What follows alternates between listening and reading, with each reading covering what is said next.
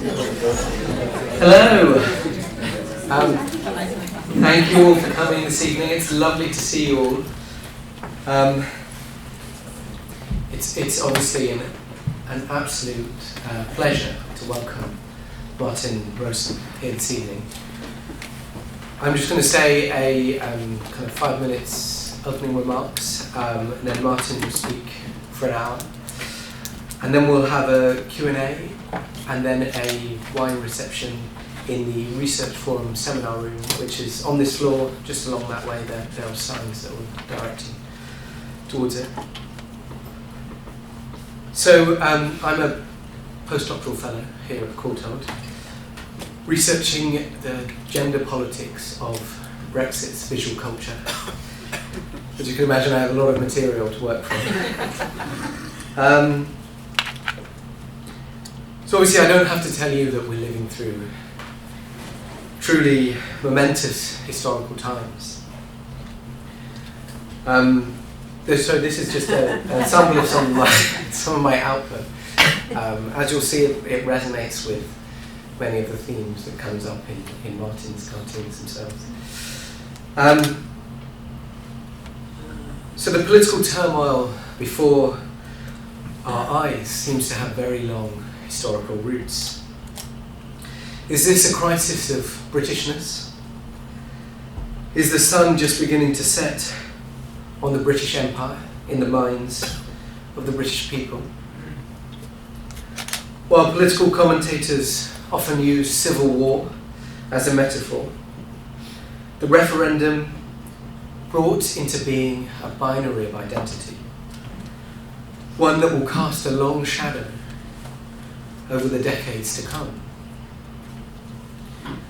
And although we are now in the midst of desperate backlashes and bitter anger, will we one day see a UK that has come to terms with being a small nation on the world stage? And what of the crisis of neoliberalism in the aftermath of the 2008 financial crisis and a decade of brutal austerity? We are living through such a febrile moment with so much in flux and at stake. I've long been fascinated by the prospect of writing a history of the present in the present. As you can see there, these are some social media press takes invoking history as a metaphor. Often people do it to legitimise their own opinions, but it's the writing that's history itself is something that's often greatly in tension with our lived experiences.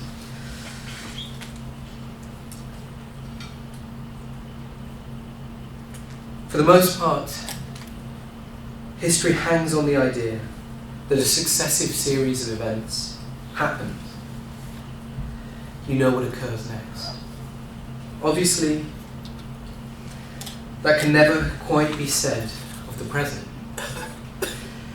We all hold models in our mind for what we imagine the future to be at any one time. But when they are rendered uncertain, the effects can be profoundly disorientating. Art and visual culture couldn't be more important right now. I'm sure you, like me, often reach stages of exhaustion at the weekly twist and turn of British politics. I've lost count of the number of times I felt so confused I just had to turn off or stop reading the news. Visual culture taps into something profoundly deep in our experience of the times we live through. The feelings, fears, fantasies, a whole imaginative architecture. Putting these into art, or writing about that art, is fundamentally about storytelling, giving us narratives to try and make sense of the world around us. This is so important. Perhaps we could think of Brexit as a national and collective trauma. Psychoanalyst Juliet Mitchell has argued that art is a way of processing traumatic events, of turning them from experience into memory. And there are few who capture our times better than Martin Rowson. His work has been vitally important for British politics for over 3 decades. Working in the tradition of satirists like James Gilray, Rowson's cartoons are not only hilarious and biting, burning with rage or simmering with black humour, like his artistic forebearers, whose contribution to chronicling their historical moment was immeasurable. Rowson moves with an incredible pace, agility, and imagination to render our world in paint and ink. Many of the feelings we now feel will leave traces in history through his images. They will be as important to historians of the future as they are to us now. And Rowson's portrayal of Brexit has been powerful, piercing, and vital. From images of quicksand, cliff edges, apocalyptic wastelands, and burning wheat fields, accompanied by piles of excrement, undigested food, vomiting babies, a ghostly prime minister, zombie politicians, rats fleeing sinking ships, houses on fire, and a drowning Britain. His imagination has given us an image for such turbulent times, distilling our fears and anxieties into darkly funny and politically urgent stories. It is an absolute honour to have him to speak tonight at the Courtauld. Few are better equipped to help us make sense of the UK today, to make us laugh, and perhaps place ourselves in a much longer history. So to give him a proper introduction, and by that I mean by way of a bio, Martin Rowson is a political cartoonist for The Guardian. He read English literature at Pembroke College, Cambridge, where he first began publishing cartoons and illustrations. After graduating, he produced a cartoon series, Scenes from the Lives of the Great Socialists, for the New Statesman between 1982 to 83. He contributed to Financial Weekly from 1984 to 89, and Sunday Today from 86 to 93. Rowson has also contributed to The Guardian since 1987, Time Out since 1990, Independent on Sunday between 1991 and 94, Independent Magazine between 93 and 94, and The Daily Mirror since 1996. I mean, there are more. The Daily Express since 1998, The New Scotsman since 1998, The Times Educational Supplement since the same year, and in 2001, the Mayor of London appointed him Cartoonist Laureate for London. He's written a number of novels and graphic adaptations, including The Wasteland in 1990 and Gulliver's Travels in 2012. So if you could join me in welcoming him. Here's Thank you very much. Thank you, Eddie. It's very sweet to say I really handed it down to posterity. What's posterity ever done for me? I was checking my phone to see what's happened in the last 3 hours since I left the house, and I can't find out. I mean, for all I know, Theresa May have eaten her feet and blamed the Romulan Empire by this stage. Who knows? It's been a jolly old ride. We're going to look this evening at this incredible national catastrophe. Whether you voted Leave or Remain, it's obviously a shit show.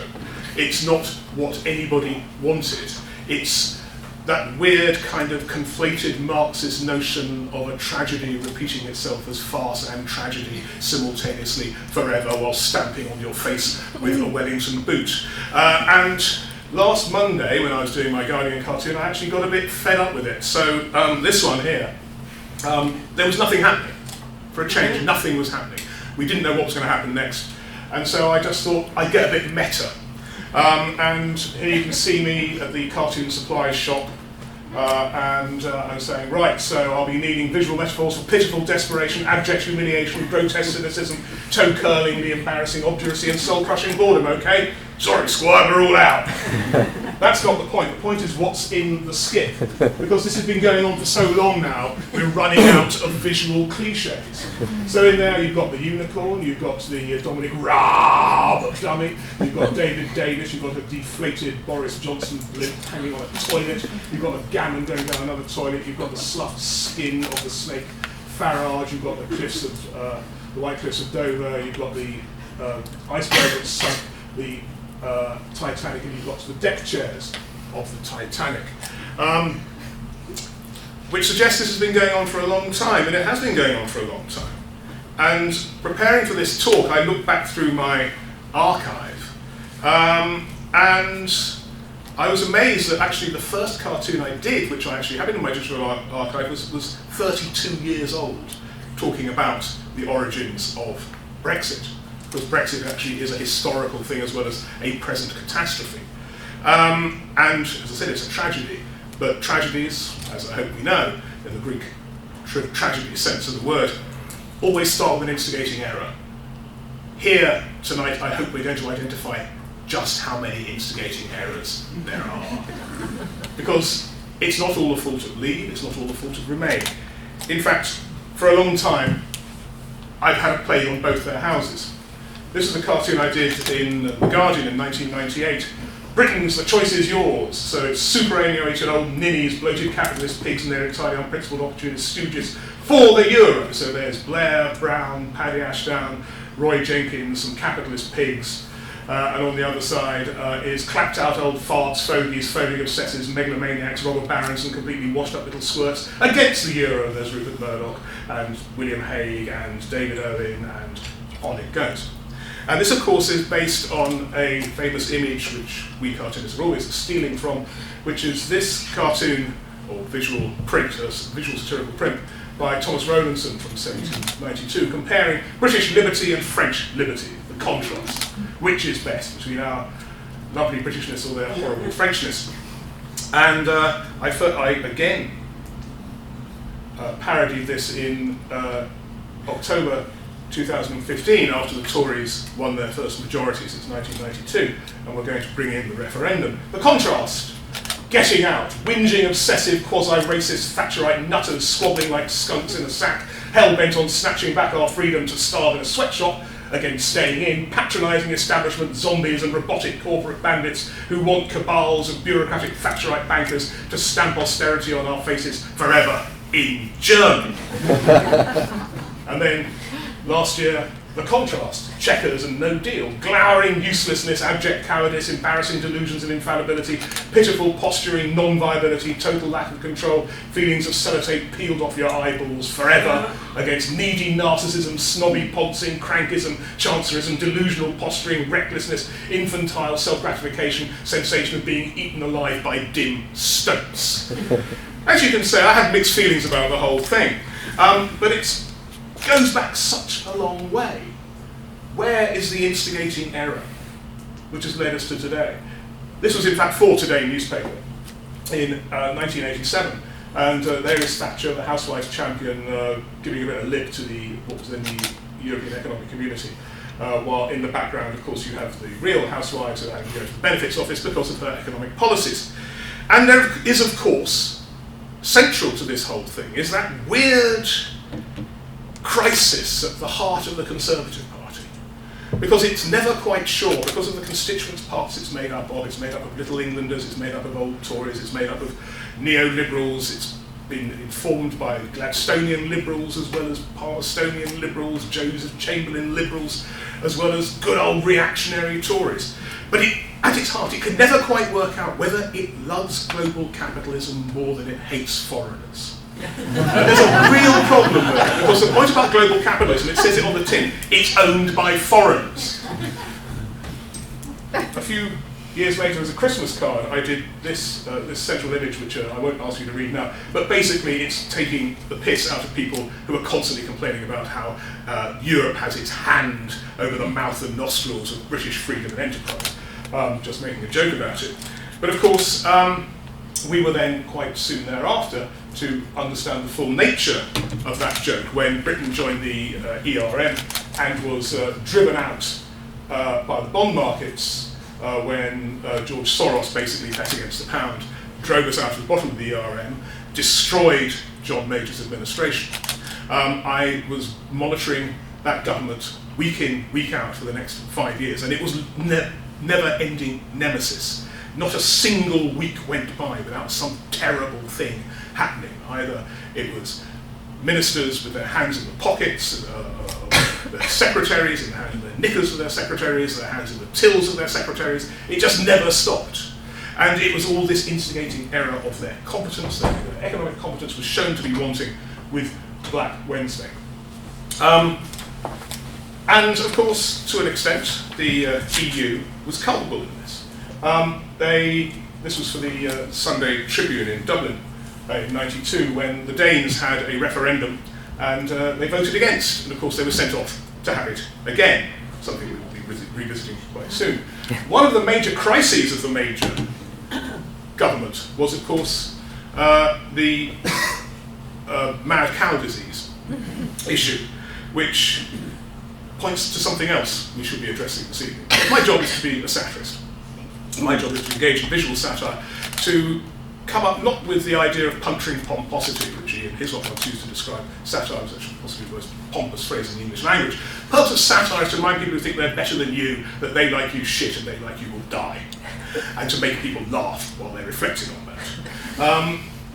Governments are not meant to engage in this. Governments are not meant to do, they're not meant to come up with jokes first. John Major's government was the first postmodern government because it was ironic. Because they took what was our national dish and through a matter of public policy, in as much as they closed down rural abattoirs and encouraged people to feed cows food made up of the brains of their fellow kine, led to our national dish not only likely to kill you, but to drive you mad first. Now, Jonathan Swift, on a really good day, could not have made that up. And then to take that national dish and to go into a trade war with your closest trading partners to force them to eat your national dish, which will kill them but first drive them mad. This is sort of meta-satirical imperatives. And of course, again, part of the crisis of the John Major administration was Europe. He was being challenged by the bastards over Europe. He did an amazing thing where he actually resigned as leader of the party and forced an election against John Redwood. Here they are, the most sophisticated electorate in the world, queuing up. You'll notice here there's a proto-member of the ERG, Killer European Commissar for Christ. The rest of them are saying, does my love child vote? I then produced this cartoon, which was what a John Redwood government would look like with the Supreme Dalek as Social Services Secretary, Dr. Mengele as Minister for Sterilising Single Mothers, and so on. He stumbled through to 97. Images which appear again and again, you go off to Europe, you come back, who are you? You're Neville Chamberlain. It's a very easy, obvious gag, but you always go to the obvious gag, cliches and cliches because they're true for the most part. And not unsurprisingly, partly because his government had been torn to pieces over arguments about Europe. He was destroyed by Europe, just as Thatcher had been destroyed by Europe, as Ted Heath was destroyed by Europe, as Cameron was destroyed by Europe, and as Theresa May is now destroying herself about Europe. The Tories then lost that election noticeably badly and were replaced by old bugger here. There he is. And things go rather quiet as I look through my archive on the old Europe front. I came across this cartoon. And I have absolutely no idea what it's about. I mean, I really can't remember what was going on, but I thought it's rather a nice picture of Blair as a Boy Scout refusing to take the joint which Chirac is smoking. I don't know what the joint signifies or symbolises or anything, but it's a good pool of puke. There was this one, which was the Lisbon Treaty, c'est n'est-ce pas une constitution, again borrowing from other works of art, in this case from René Magritte. And there's the older Miliband with, as Ecce Homo, with a rotting Gordon Brown apple in front of his face. At the same time, The Irish had a referendum, as the Danes had, and here they are being served up the Lisbon Treaty, a dog's dinner. They eat it, they throw up, and then whatever his name was puts a cherry on the top and says, bon appetit! Because that's what's meant to happen in European referendums. When European countries have referendums, they get it wrong, they have another referendum, which we haven't done yet, but who knows, we might actually get there eventually. Meanwhile, there's this cartoon, the Lisbon Treaty, again a sort of surreal image of Gordon Brown rolling the Lisbon Treaty up this never-ending set of stairs, which is of course borrowed from M.C. Escher's optical illusion drawings.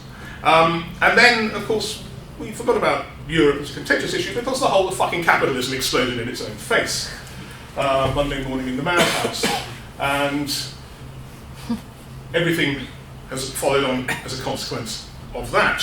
And what we must remember is that this all takes place against the background of us living in a one-party state. We have the different wings of the Thatcherite Permanent Revolutionary Party arguing about things, but essentially we're a neoliberal state where the market will answer everything except when the market gets hubristic and avaricious and insane and almost blows its own brains out by driving a shotgun up its own arse.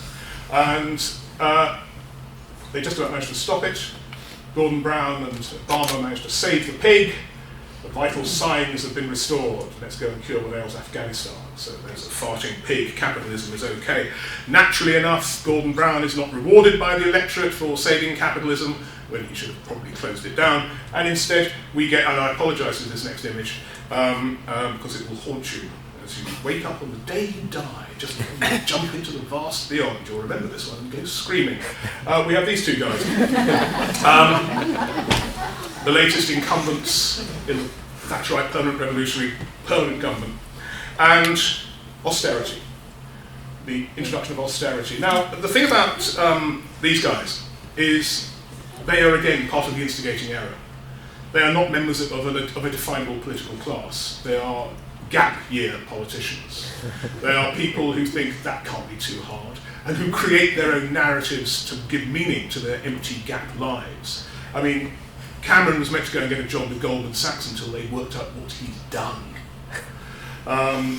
George was kept away from the rather valuable fabrics his family sells, and made to go and destroy the economy instead, which is what he duly did in October 2010 with precision engineering. It was the 20th of October when they rejigged the whole economy and they brought in austerity. And the people of this country were treated not as citizens of a nation, but as expendable collateral to appease the bond markets. And in Europe, exactly the same thing was happening. That the European Union was presenting itself as a conspiracy of Thatcherite bankers with just a little bit of regulation on the side. So the bond markets, having devoured Greece and devoured Ireland, are then marching on towards Portugal and Belgium. Ireland has an election which is irrelevant. It's just been wiped off. It's kind of mist on the front of a screen in the bond markets.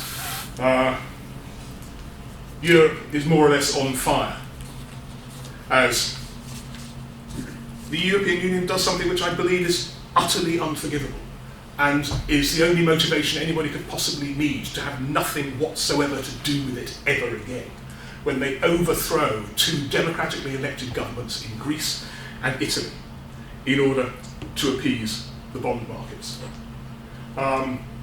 Where Greek governments are constantly coming and going to appease the bond markets. You have 40% unemployment in southern European countries, where you have, again, the bond markets, the European War for Civilization and Democracy. You have, okay, so it's Berlusconi. He was still democratically elected, and he was replaced by a coup d'etat organised by the Central European Bank with a technocrat to appease the bond markets. This is not a government or a continent of citizens, it is a continent of bankers. And that is fundamentally wrong. That is bad. They should never have done that. And that is another instigating error behind Brexit. Here is the last ounce of flesh being carved off Greece to feed the bond markets. And the name's Bond. Spanish government 10-year bond. And it goes on. That was from 2012. 2015, they're still trying to get blood out of a stone in Greece. They're still trying to carry out a kind of mythological punishment of the Greeks for not subscribing to the dogma of the Thatcherite elect. And you have this image of Cyprus being given a drink by the Good Samaritan, where it goes straight back into the Bundesbank. And in the midst of all this, what happens to the EU? It's given the fucking Nobel Peace Prize, when it is immiserating millions and millions of people in southern Europe, joining such titans of peace as Henry Kissinger. Anyway, back home, it's the first time I draw Nigel Farage in November 2012. Farage has been around for a while, but he's beginning to take off. Okay, I sort of got him there, but I wasn't quite happy about that. The next time he appeared, I really had got him. I'd actually realised what he was. He's a snake. He is a rather beautiful snake. He lends himself rather nicely with the stripes, UKIP stripes to being a snake. Here he is in this other Eden, that's Anthony Eden, by the way, tempting Dave with a sort of rotten apple of serious Euroscepticism. And there's a cast of characters. If you like, these images are almost like a kind of continuous staccato strip cartoon. That there's a narrative going on, and there are all sorts of different characters. You get lots of vultures appearing, you get this barren wasteland of austerity. And this is the Conservative Party, with their heads firmly up their arses. Within a matter of weeks, he's grown to enormous size. That's a triple diplodocus back there, triple dip recession diplodocus. There's a bit of Nick Clegg, more vultures. This thing I'll explain later on. And that's when Osborne lost his AAA rating and he lost face. He sort of chainsaw on his own face. Courtesy of the BBC, Nigel Farage actually becomes a thing. We mustn't forget the role of the BBC in all this. Actually, that another instigating error was the impatience and stupidity of commissioning editors of BBC News who thought, oh, he's different, we'll have him on Newsnight, we'll have him on Question Time, he's different, he's not a robot, he says things a bit differently.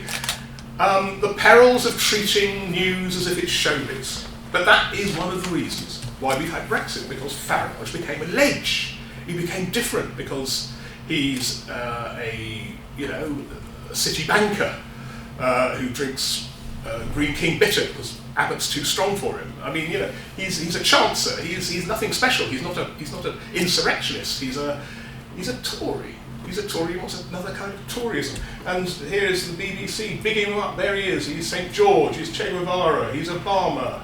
He's St George. No, sorry, St Joan there. He's St George there. He's Marilyn Monroe. And he's no, we don't use that one. Let's not use that one. And all the time the Tories are swallowing this agenda, swallowing this idea that there is an other out there. There are people out there we must be fearful of, who are going to swamp us, endlessly swamp us, even to the point of Christmas, just in case Santa turns out to be a Bulgarian. So you better brick up the Christmas tree. Brick up the chimney. There have always been people in the Conservative Party for whom this has been an obsession. Again, this is a legacy of the fact that we've been living under the hegemony of the Thatcherite Permanent Revolutionary Party. That in 1979 it was decided, it's the will of the people, that markets decided everything. That markets govern everything. The hidden hand of the market makes for perfection. Nothing can be better than that. Therefore, politics is irrelevant. The only reason you go into politics is if you're a crank or a careerist, or a crook, possibly. Of course, many other people go into politics for perfectly reasonable and noble reasons, but there's an awful lot of cranks there. There's an awful lot of people who do it as a hobby. William Hague was basically a train spotter who became the leader of the Conservative Party, and like a train spotter who's actually got on the footplate of the Flying Scots and going, hey, look at me, Mom, hey, look at me, as he crashes the thing and kills all the passengers. Doesn't matter.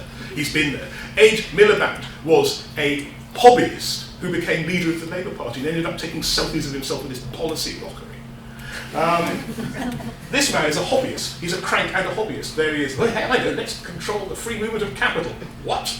Rather nice little quotation from European art there with Farage and Cameron.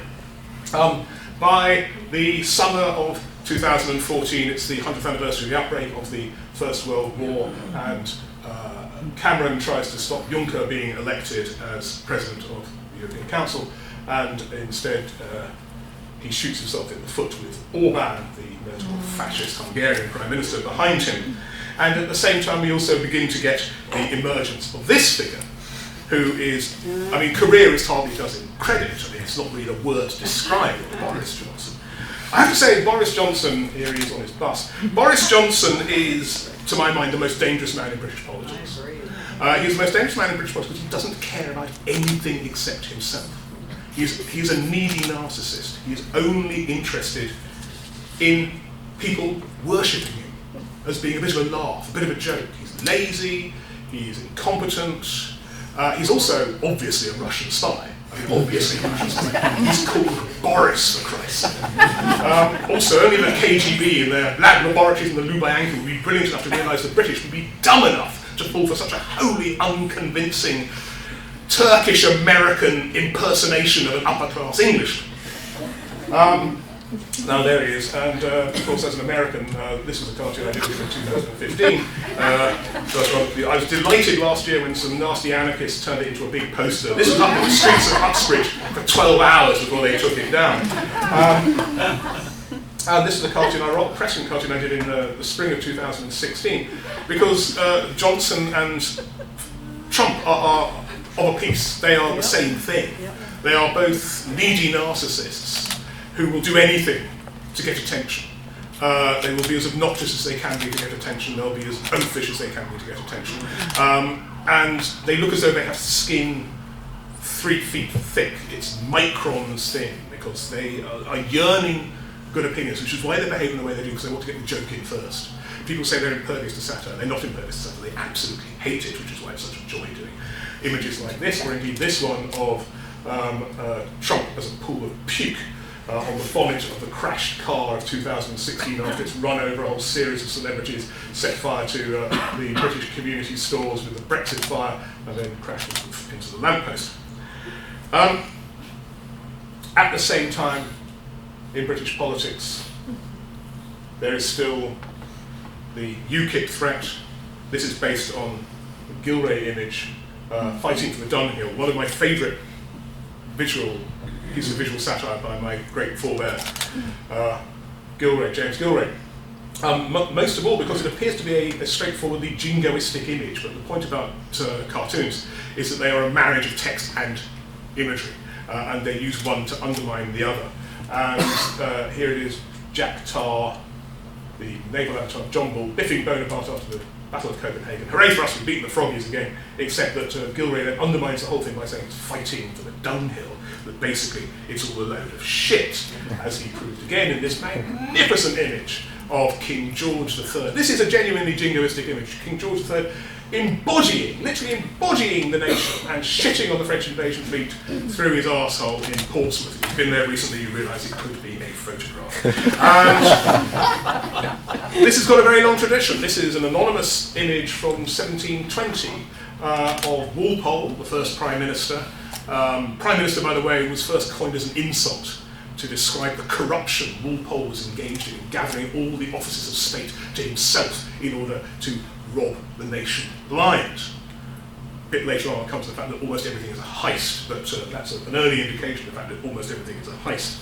And the scatological image, as exemplified by people like Swift and Gilray and Hogarth and so on, is an extraordinarily rich scene in British satire, and certainly in British cartoons. This was an image of the BBC and its then chairman, Chris Patten, which I produced and put on Twitter the day Bob Crow died, and the BBC news reports were so grudgingly arsey. I just thought, sod this, let's engage in some low-level, cruel and vile voodoo, which is what visual satire is voodoo, damaging innocence with a sharp object, in this case a pen.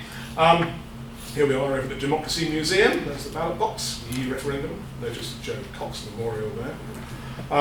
So hard it's becoming a strain. Treat yourself to bromide-enriched laxative breakfast bowl for all Brexit, ergo and rye crunchy puffs. Having a hard Brexit, don't forget the white paper. Avoid cloacal chaos with strong and stable May brand, non-absorbent, new gritty formula. Now I can walk tall with a ring of confidence. This is TM currently in hiding. Or indeed this one I did a couple of weeks ago, just of Tusk in a special place in hell, shitting Jacob Rees-Mogg. we're getting ahead of ourselves. Getting back to 2015, Farage is still playing a brilliant game with the Tories, who are constantly trying to snuggle up to him. And here is Cameron shoving the Farage snake down his trousers to give him a bit more heft. Interesting instance of the way nationalism drives you insane in this image. I mean, the nation state, as far as I'm concerned, is an institutionalized atrocity. It kills people, it imprisons people, it steals from people. But it's a great liberation. Nationalism, fantastic. Nation, let's have a nation, let's have a nation. There's Farage down Dave's gusset, and there's poor old Dave looking a bit miserable, and so Nicola Sturgeon's offering him a caber. And a whole bunch of people on Twitter started doing a dog pile on me. Tinfoil gnats started doing a dog pile. So this disgraceful, racist image, a racist image because I was using things which were cultural signifiers of Scottishness. But I was in fact looking at them, essentially. I was looking at them. I was drawing something which might be Scottish, and that was of itself racist. And I said, look, if the Palestinians had tartan and shortbread, they'd be fucking laughing. Why do you want an independent country if none of the things which make it what it is we're allowed to look at? Because looking at them is racist. And you suddenly get into a spiral of madness, and I don't know quite where you end up. Well, you ended up, in our case, with a Tory majority government, and we're going to go for a referendum. This is perspective, so there we have the G7, that wonderful occasion when they all went up to the top of Mount Wank in Austria. And if you look at the perspective in here, that's the perspective right. It actually, these people are very, very small, and it sort of goes like that. And in the background, you have, hang on, sorry, we're getting ahead of ourselves. Getting massively ahead of ourselves. Forgive me. Oh, no, we're not getting ahead of ourselves. I'll do one page. Yeah, there we are. So that is trying to deal with various crises, including this one. Because while we are talking about trying to get back our sovereignty, the thing we want to leave, this Thatcherite edifice which has immiserated millions of people in southern Europe, is now turning into a fortress to keep out people who are fleeing wars we have created. And we've actually set up a fortress against people seeking refuge.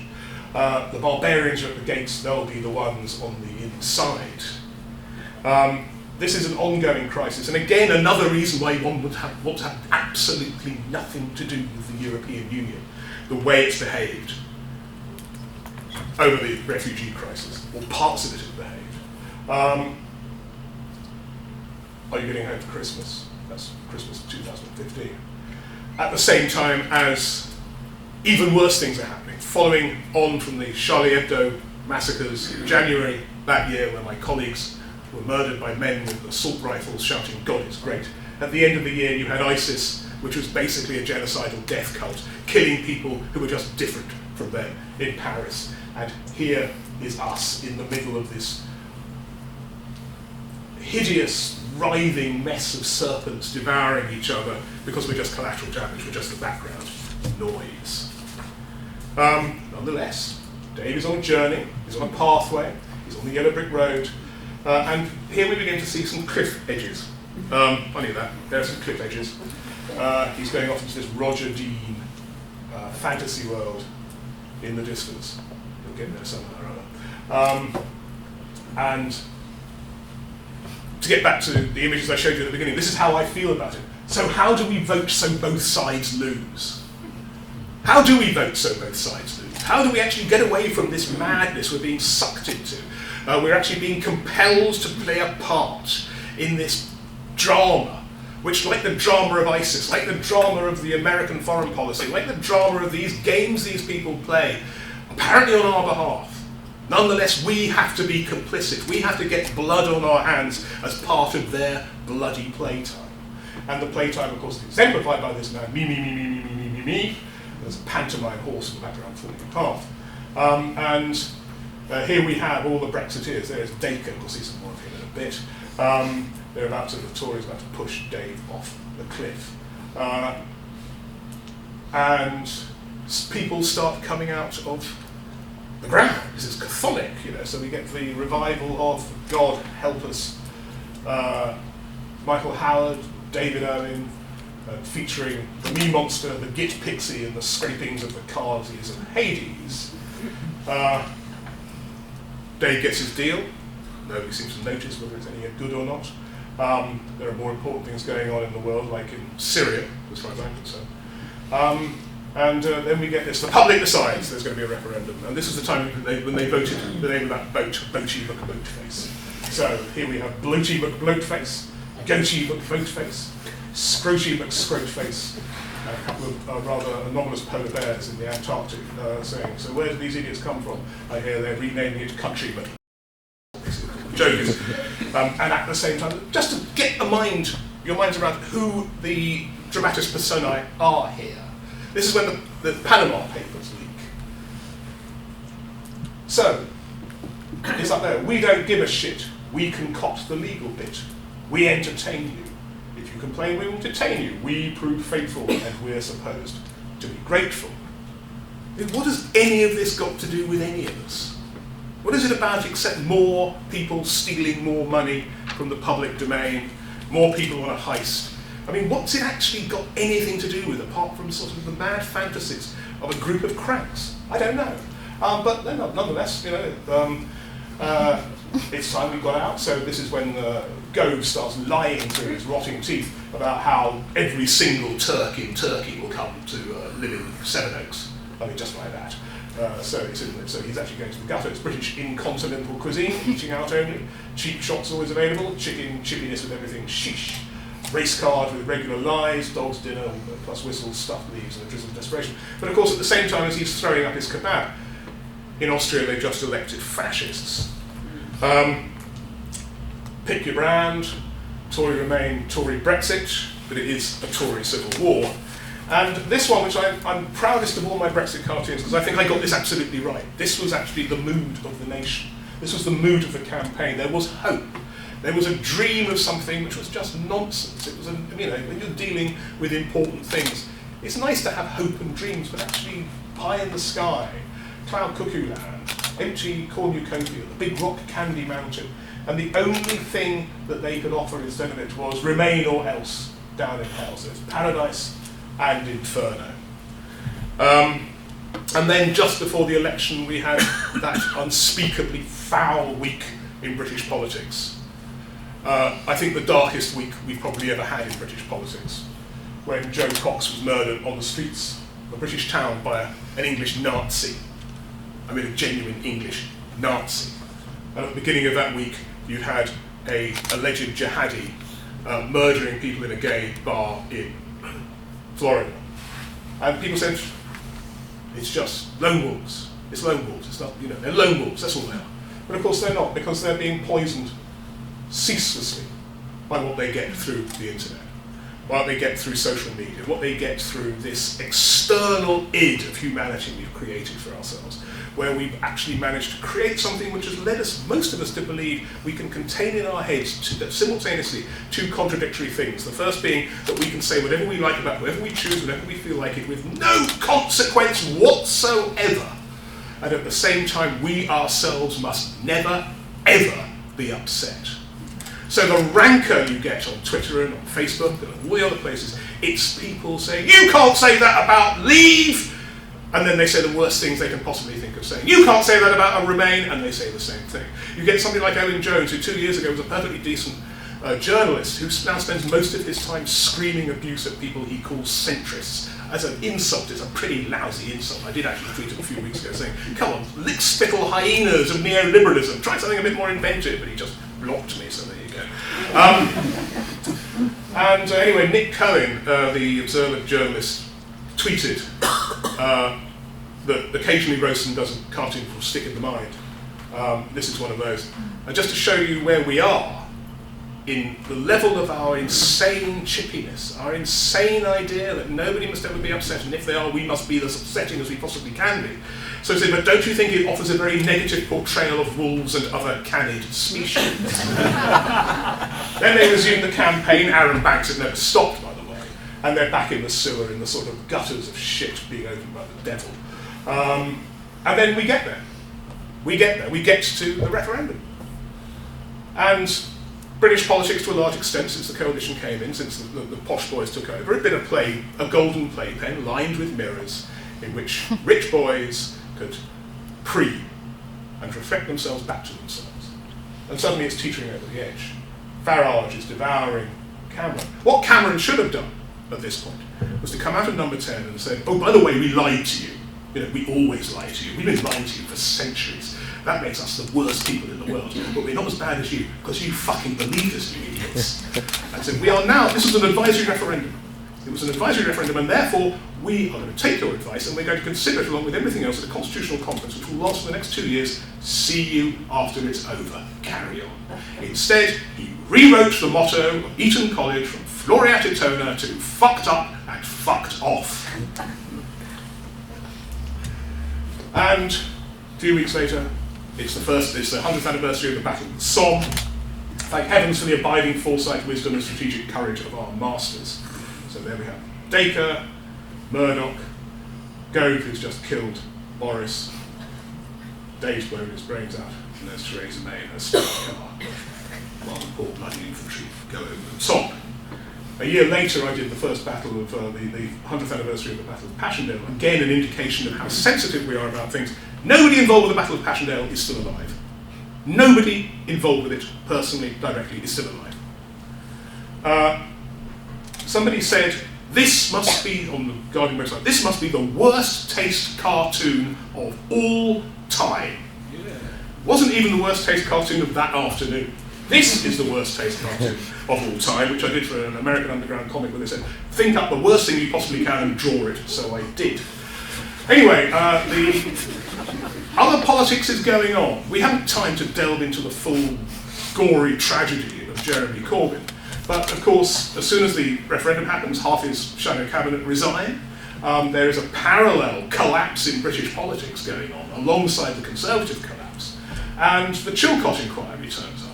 And the Chilcot inquiry should have been the final word on the most disgraceful incident in British politics since Suez, except we just got a new one. There is the house on fire as Chilcot delivers the post, and there is Theresa May looking rather stoical. Gove is on fire. Boris has melted. And then we get Theresa May. And this is how Theresa May would like to think of herself. And how actually we rather did think of her. I mean, you know, I rather respected, to begin with, her brutal vindictiveness. The fact that she had ruthlessly beheaded Gove and Osborne and Oliver Letwin and the rest of them. And, you know, she had clearly appointed Boris Johnson to make him look like an even bigger dick than he is, to destroy him. So, you know, she, acting like a Tudor monarch, and your point, the dissolution of the hospitals. Although her implicit tragedy begins to unravel, because she's meant to be going to talk to the European Union, and it's quite clear, you know, the full role she was playing in her special meal down at the end of the table. At the same time, the background hum behind this nonsense is, of course, the ecocide happening around us all the time, the destruction of the planet we're paying no attention to. So just a news story, 2/3 of the vertebrate species in decline by 2020, but at least we took back control. And then she does this amazing deal, Alice in Sunderland, with Tweedledum, Tweedledee, Tweedledum, and Tweedledummer. You know, why sometimes I believe as many as 6 impossible things before Brexit, and so it proved. This was Halloween. Given the seriousness of the negotiations, maybe lose the scary masks. You know, what scary masks? And what the cartoonists do is constantly try to devise a way of depicting somebody as a template. So, you know, Steve Bell had Cameron as a condom, Alex as Lord Fauntleroy. Steve famously had Bush as a chimpanzee. May kept on changing, bobbing around at this stage. She's turned into a bag lady at this point. So the autumn statement, there's the autumn snacks, but so the bottom of the bag has rotted away, so they've just fallen away. And here she is as another bag lady, because she wouldn't tell anybody what her plan was. And that's another instigating error. That actually the very fact of the referendum is an instigating error, because it puts together two types of democracy which cannot work together. From the very beginning, she wanted to exclude Parliament because she could do nothing else. that actually if you're going to have a referendum, you are shifting sovereignty from Parliament to the people. And therefore Parliament has no role to play. But of course Parliament voted for the referendum and said it was an advisory referendum. It was not a mandatory referendum. And therefore, because we've lied about the nature of the referendum, it makes things even worse. But May has been absolutely right not to involve Parliament. She should have just steamrolled the whole thing through and acted by diktat like the Tudor monarch she wanted to be. Because that's what the referendum implied. It implied the will of the people, the plebiscite, always encouraged by fascist dictators to give them spurious justification for their next atrocities, as opposed to the kind of democracy exemplified by parliamentary democracy, which is finding that narrow space between warring principles where you can compromise. The point of electing people to Parliament is to make them stop the executive doing stuff. If they could just stop the fuckers fucking up, we have some hope. The point of saying the will of the people is to say, I can now do whatever I want.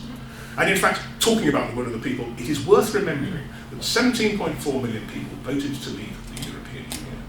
10.5 million less than watched the Morecambe and Wise Christmas special in 1977. Itself fewer than the number of people who watched the Mike Yarwood Christmas special earlier that evening. So by the logic of people like cheerleaders in the press believe we should only ever be allowed to watch those programmes from now on. Because it's the will of the people. It's the will of the people. It is nonsense. Anyway, this is part of the exclusionariness. This is the fascist part. This is the thing, you are the other. There's been no attempt to embrace the 48% of the people who voted in this enterprise. They have been placed over there. You define yourself by creating your enemies, and they are less than you. So we must put behind us the divisions of the past and unite them behind a shared vision of Britain, except for you obviously, and you lot, and you GPs and patients and everyone, and you, and you, and you, and you, and you. While in the background they're getting together with the Kool-Aid. And again, the whole instigating error that we have to protect ourselves from the other. We have to protect ourselves from people coming in. I'm a Londoner. When I go abroad, people say, where do you come from? I say I come from London, because London is a melting pot. Our children went to a school with 40 different ethnicities in it. I love that. That's fantastic. That is the greatest thing about London. It's a world city. If we end up leaving the European Union, and who knows, I want us to leave the United Kingdom. I want London standing free and proud as an open international city, and the only people who aren't allowed to come into it are people who live in the fucking home counties. It's their own fault for being born in Dorking. Get on with your work, we're still clearly not nearly repulsive enough, so they're really boshy characters. And again, there's UKIP, this is Amber Rudd saying, prevent radicalisation by blocking access. And of course, again, the BBC has fuelled this by giving airtime to the freak show. And then, of course, she does the mad thing and triggers Article 50 far too early. As if it didn't matter. It's a game. Nicola Sturgeon said, not a game. But of course it's a game. These people are having a wonderful time. Inventing things out of the top of their head is brilliant. It's just fantastic. Everything is going to be marvellous forever. We're going to have blue passports. Again, Captain up, out sleeping lar below. Flouncy, ununited kingdom next to me. Fucked. Correctly, really. And then she calls the election. Part of the purpose is to destroy UKIP. So there's Paul Nuttall being devoured. You notice the wide range of cutlery she has there. And there's Corbyn going, so anyway, calm in the background. And this is the cartoon I actually wanted to do during the referendum campaign, but I never quite got the chance. But I just wanted to have somebody in a nursing home say, all these migrants, I can't get with all these migrants, no, he's terrible, he's migrant. Oh, can I have another cup of tea, please, Svetlana? I think I wet myself again. So there it is. Svetlana, be a love and fetch us another cup of tea, will you? And I'm so sorry, dear, but I think I've had another lesson. I'm not Svetlana. Svetlana is never coming here again. And of course she lost it because she doesn't know how to campaign. She doesn't know how to be a statesperson. She thinks statesmanship is the equivalent of glowering at people until they're so embarrassed they do what you want them to do. Because it's less embarrassing to actually go and, kill the firstborn than it is to sit in the same room as Theresa May. And there she is, strapped to the back of the DUP horse, running through fields of wheat. And then the shit show really takes off. A series of terrible things happen. I still think that Grenfell Tower is the most significant political event in this country for the last 10 years. I think it's far more important than Brexit. I think it indicates, it is a litmus test of how we treat the people who are our fellow citizens, of how we think that actually the public domain is irrelevant to profit, to money, to dogma, to doctrinaire ideas of how markets work. People are irrelevant to systems. That's what Brexit is an exemplar of. But so was the tragedy at Grenfell, where some of the bodies were literally dissolved to nothing. These people were just airbrushed away by the complicity and incompetence and borderline corruption of the Royal Borough of Kensington and Chelsea. And this is where May starts turning into a ghost. Because she's politically dead. George Osborne would say she was dead when walking, but you'll notice she's beginning to become see-through. After Grenfell, there was the attack on the Finsbury Mosque, where another English Nazi, poisoned by what he'd read on the internet, murdered an old man coming out of his place of worship. And I was trying to do a cartoon exemplifying, sort of symbolising the whole of the nation, of just this black cloud hanging over, this Britain-shaped black cloud hanging over Britain, with Grenfell Tower and this crashed van. It just wasn't working visually. I needed a much larger canvas. And I just suddenly thought, go for the obvious gag, go for the obvious gag. So I did this. Read the Sun and the Daily Mail on the side of what was essentially the murder weapon. And the comment editor said, yeah, go for it. And nothing happened for a couple of days. But of course, we need to talk about the role of the press. We need to talk about the fact that foreign domiciled, avaricious psychopaths have been poisoning our minds with the lies their lackeys publish for decades.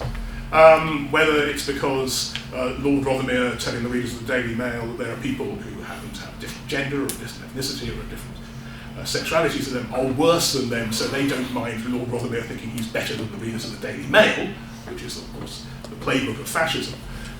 Or people who are just quite simply psychopaths who are there to make money, like Rupert Murdoch, or the Barclay brothers, or the well-known pornographer Richard Desmond, who's over there giving a Nazi salute. And here they are tearing the throats out of judges. So part of the winning back sovereignty is for a bedwetting fascist psychopath like Paul Dacre to actually play completely out of the fascist playbook and talk about lawyers and the law being enemies of the people, creating an other, demonising anybody who disagrees with you, demonising dissent, destroying the rule of law, just so you can be rude to a Polish grocer in the street. For fuck's sake. Anyway, this is the inside of his brain. And this is the editorial he published 2 days after the Van cartoon appeared, about me! I have never been paid a greater compliment in my entire career. To be described by the Daily Mail as disgusting, deranged, sick and offensive, I'm going to have it carved on my tombstone. Because the nature of the rivalry between newspapers is that obviously we glower at each other across the trenches, and you're not meant to blink. The Guardian throws a grenade at the Mail throws a grenade back, and we just keep up the taunting. Most human intercourse is about taunting each other, done in a good-humoured way. Most of laughter is really vicious and dangerous and dark and anthropological, but it's there to stop us killing each other. Dacre blinked and went mad on paper, and he was shortly thereafter disposed of by his proprietor. May, meanwhile, is a complete ghost. She's a spectral figure. They're trying to raise her. Is there anybody out there? Who knows what she wants? Here she is on the first birthday of the referendum. Oh, look, he's got his father's lies. Here is David Davis trying to negotiate with Barnier. And again, you have these images of what Brexit is about. It's about the past. It's about, grabbing back to the past. So there's a Spitfire and a Beefeater with an eternally reusable cake. And here is Boris Johnson, lies, damn lies, and statistics. There's different things on this graph. Lovable boyish lies, bumblingly clownish lies, statesman-like his lips are moving so he must be lying lies. And here they are Eddie showed this one earlier on, arguing over the bill. No, mon ami, you definitely have the nuts and crackers for it, says a starter. Oh, never! As the Tories with their heads up their asses are jumping off the cliff. Here they are in the meal deal and the meal no deal. You want nice with that? Here's a figure we start seeing more and more of. He hadn't been around before, but we start seeing more and more of him. Like here, after the coup against Mugabe in Zimbabwe, presidential question, not a coup, definitely not a coup, where she is being kept prisoner by the ERG in their trappings of empire. And then, of course, everything goes pear-shaped because they hadn't even thought about Northern Ireland. Of course, Ireland isn't that still part of the empire, for heaven's sake, like Tanganyika. And here she comes back, and again we have a Chamberlain image. Here she comes back, I have in my hand a piece of paper, and the whole lot of them there. And again, no deal or death. IBA trying to shake hands, and of course you can't shake hands with a ghost because it's not there. Daily now going apeshit once more, and pausing briefly for the lunch time, of course, and he doesn't even know what's going on. Actually, David Davis is a friend of mine. He was anyway. I really have no idea what he thinks he's playing at. But they're about to go through. Everything will be absolutely fine after this, and of course it's not. It's going to be like water and worse, as it's proved to be. Then it's Christmas. Very, very Christmas. Very, very Christmas. Merry Christmas, everyone. And she's got her blue passport and back to being a bag lady. While Boris tries to do his bit to come together. Traitor, sneering, metropolitan elite, enemies of the people, lend me your ears. Pericles knob gags in his pocket. She was going to make a speech. You remember during the Beast from the East, she was going to make a speech that had to be cancelled because of the snow. There she was in a car going nowhere. And again, there is Jacob Rees-Mogg. And here she is being bid farewell by the EU in a trope typifying what's happening around the shores of Europe. This was Grayling. But where are all the flights for the business class passengers? Boris was saying, fuck this. Of course, another thing about Brexit is a joy for a cartoonist because we use props all the time. We love using props. And it's the idea of all this consumer stuff from the past. Stuff I remember, most of you won't because you're too young. Like hard Eisel toilet paper. This is stuff like tracing paper that you were supposed to wipe your arse with in schools and hospitals. And the Austin the Morris Traveller, a lovely car. And there's a nice lady in Liverpool who every time I draw a Morris Traveller, she buys the original because she's got a Morris Traveller. And a Green Line bus going off the edge. There's a Morris Traveller again. Spam. There's Spam. It's long again. All should be well, all should be well, all manner of me shall be wealthy. There's Spam again. As she goes on her holidays with little Dominic Raab. And here they are going on the Chequers Farewell European Tour. The only time I've ever drawn David Livingstone. Do you know what he looks like? No, me neither. This was during the great drought.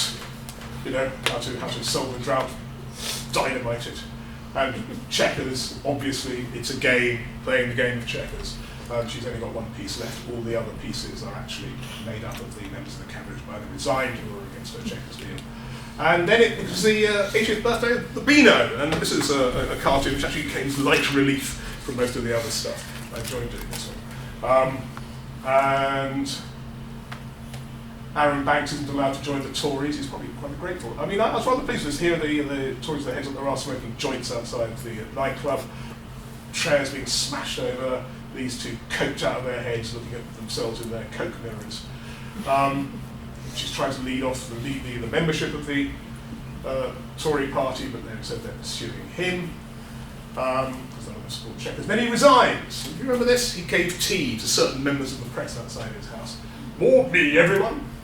And it's amazing how many people are seduced by Boris Johnson because he makes good copy. He's a freak show. He's good on TV, but if he becomes Prime Minister, you might as well just shoot the country in the head, because he will do nothing except just piss her. And the ERG is there, but of course they failed to see her off because they're basically useless. I just did this because I rather like the idea of a Tory split and this chrysalis giving birth to this hideous Boris Johnson. death's head moth. Khaki races, are they ever going to get there? Barniers yawning, snails and tortoises getting over the edge. This is fat cats leading the sinking ship because business is terrified of what's happening. Then an interview with David Cameron saying, "Oh, I wouldn't mind being Foreign Secretary again."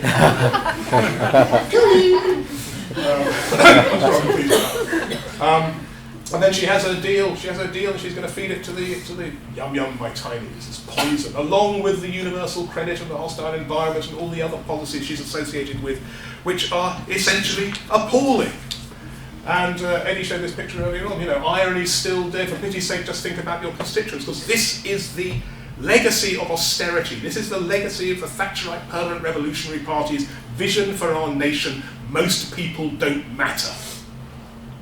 And this is the country they've been given back. People who voted to take back their country, why the fuck did they think it was theirs in the first place? It doesn't belong to them, it belongs to Jacob Rees-Mogg. It belongs to the bond markets. It belongs to the banks. It belongs, there he is. She's just refusing to have any help from the opposition because she's so derangedly tribal. And then she's going to have a meaningful vote and she cancels the vote, so abject systemic political failure and national humiliation. See, I told you we sort of have a long way to go. She hasn't scraped the bottom of the barrel. This is where she is a rat leaving her own ship. At which point the ERG again showed their extraordinary political valency and potency.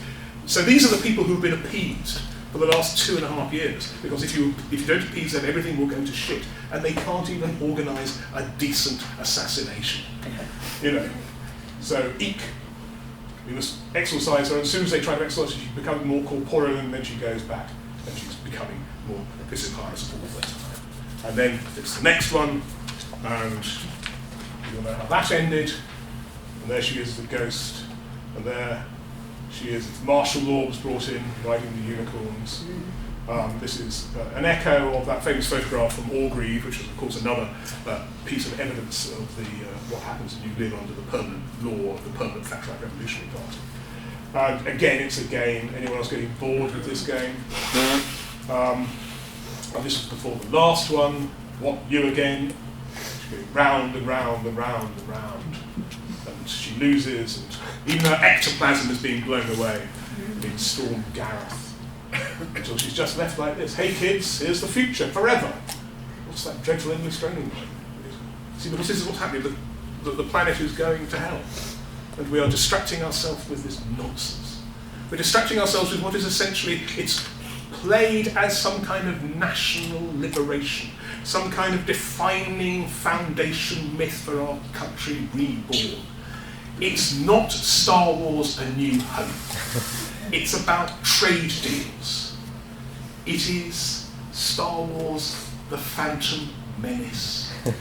It's that bad. It really is that petty and fatuous and bad and stupid and imbecile, and I want to know who's going to end up playing Jar Jar Binks. There she is, time running out. This was one I did day before yesterday of Burko, David and Goliath. But it's not over yet. We don't know what's happened. She may have eaten her own feet. She may be playing the wrong empire. Who knows? We have everything to play for. This is our defining national catastrophe. This is where we've got to, because actually, I suspect in my heart of hearts, we deserve it. We've needed this. We've needed to be brought to our senses. We need to actually have the electroconvulsive therapy to bring us out of our zombie sleep, neoliberal dreams of empire. That we are a great country who are better than everybody else, that we are blessed with English exceptionalism. No, we're just as useless and stupid and mad as everybody else. But we can try to be nice to each other. No, we can't, because you're a Ramona. You're a Brexiteer, you're a maniac. We have divided ourselves up into two warring tribes. And I sometimes genuinely think the only way to settle this is genuinely with a civil war. That we actually have to kill each other to settle this, because there's no reason why we are exceptional. There's no reason why we couldn't be a failed state which actually suddenly crumbles completely, and we have the Russian Air Force bombing Nuneaton, and we have people trying to leave Dover in rubber dinghies to get to safety to France, and they will be machine gunned in the Channel by Katie Hopkins, because that's what she thinks you should do to refugees.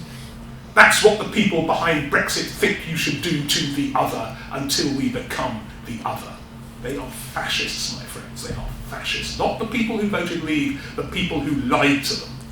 They are the worst kind of fascists, because they don't even know they're fascists. And there used to be a debate, but is it right to punch a Nazi in the face? Why the hell else has a Nazi got a face if you're not going to punch it, for God's sake? Throughout this talk, which is now coming to an end, you'll be pleased to hear, you may have seen this character. You may have seen this character repeatedly. He's been featuring in my cartoons now for about 8 or 9 years, and he is a surrealist trope. He is a surrealist trope, a cup of fur, a fur cup. And as such, should obviously be pronounced with a thick French accent. A fur cup, a fur cup, a fur cup, a fuck up, a fuck up, a fuck up, a fuck up. And that's where we are, my friends. We are in our defining ultimate fuck up. Right in the middle of it, right now.